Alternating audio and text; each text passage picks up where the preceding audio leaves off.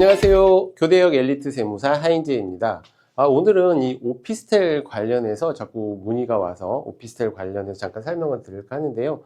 우리가 오피스텔은 업무용으로 사용하기도 하고 또는 주거용으로 사용하기도 하잖아요. 그래서 어떤 용도로 사용하느냐에 따라서 취득할 때, 보유할 때, 양도할 때 약간 좀 다 다르게 세금이 적용이 되다 보니까 그거 한번 잠깐 설명드릴까 합니다.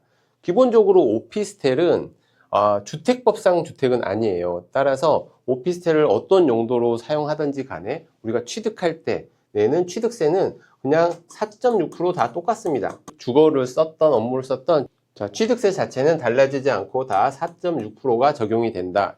다만 오피스텔 취득할 때는 4.6%지만 오피스텔을 보유하고 있는 상태에서 뭐 다른 주택을 취득한다거나 할 때 그때는 오피스텔을 만약에 주택으로 사용하고 있다면 요거는 주택수에는 포함이 됩니다. 다주택자가 주택을 또 취득하게 되면 중과가 되잖아요. 그때는 이 오피스텔이 주거용으로 사용하고 있다면 주택수에는 포함이 됩니다.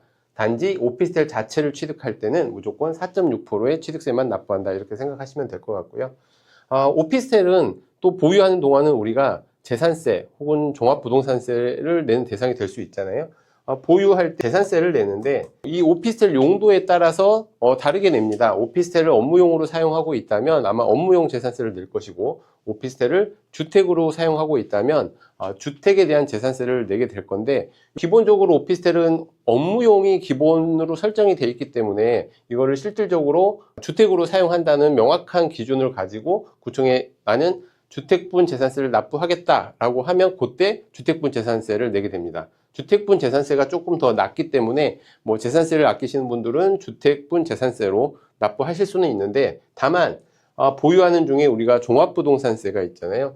기본적으로 원래 오피스텔은 주택법상 주택이 아니기 때문에 종합부동산세 대상이 아닙니다. 하지만 재산세 자체를 주택에 대한 재산세로 내고 있다면 그 오피스텔은 종합부동산세 대상이 될 수 있습니다. 그래서 종합부동산세가 만약에 많이 나오시는 분들은 오피스텔을 가지고 있을 때 이거를 주택분 재산세로 납부하는 것보다는 그냥 원래대로 업무용 재산세로 납부하는 것이 유리하다 이렇게 생각하시면 되겠습니다. 그리고 마지막으로 양도할 때 이 오피스텔은 그 실지를 봅니다. 그러니까 이게 공부상의 업무용으로 돼 있든 주택용으로 돼 있든 그거하고 상관없이 양도하는 시점에 오피스텔을 업무용으로 사용하고 있었다면 상가용 건물로 봐서 양도하면 되는데 실제로 주거용으로 사용하고 있다고 하면 양도할 때는 주택으로 봅니다. 그래서 다른 주택이 여러 채가 있을 때 이걸 양도하시면 당연히 주택으로 봐서 지금은 중과세가 없지만 중과세 대상이 될 수도 있고 이 오피스텔을 가지고 있는 상태에서 다른 주택을 양도할 때 이게 주거용으로 사용하고 있다면